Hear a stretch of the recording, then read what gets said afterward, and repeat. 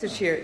it's my pleasure to follow on from John Hayes in particular and point out the irony of his statement accusing the Labour opposition of getting into the detail and losing, I don't know what it was we were losing, the big picture focus. Well, on one hand, it is obviously the committee stages, and it's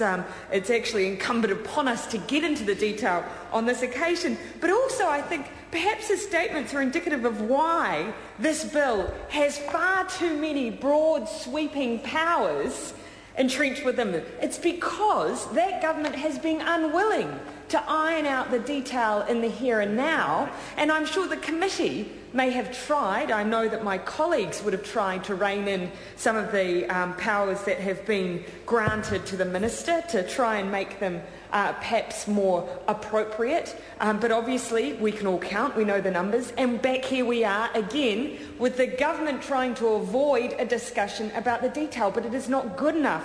to simply gift broad sweeping powers as a default, as a fallback for an unwillingness to get into the detail. And I do specifically under Part 1, because that is the part that we are in fact debating despite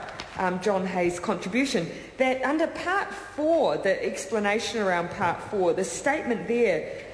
which says that Part 4 empowers the making of regulations subject to a recommendation of the authority to declare an activity, facility or class of activity or facility as a Rugby World Cup permitted activity in circumstances of urgency that for good reason were not foreseen. Now, I wondered if the Minister could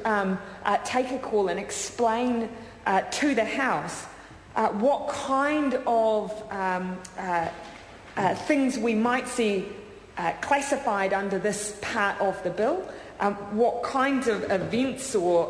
subjects, but surely the word unforeseen, there has to be a level of anticipation as to whether or not this would actually be going too far, or whether or not indeed it is necessary. I simply do not believe that there hasn't been some discussion of the kinds of circumstances where such a power would be A, acceptable, and B, necessary. And for the Minister to simply claim unforeseen, if that were the case in all of our legislation, we would have a very broad brush in our laws indeed, and in fact in some of them we have, and that has been under this government in particular. And the second part in particular, it also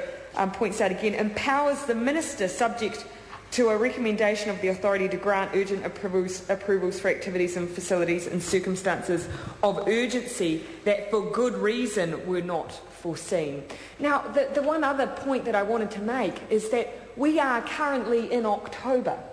We are in very close proximity to the Rugby World Cup being upon us. Now, if we can't currently encapsulate in this piece of legislation all of the circumstances that we might be dealing with, then obviously something is going badly wrong in our planning. So if that's what these clauses are about, then a little bit of honesty from the Minister about the fact that we might be a bit behind, we need to have some enabling legislation, let's at least have some honesty about that. If that's not the case, let's at least have a discussion around some of the hypotheticals the Minister sees as being consistent, because we know that in the way that this Act will be interpreted by those who are using it, they will look back on the discussion that is had in this chamber. They will look back on the words of the Minister to look for some kind of guidance as to what is acceptable, because we do have some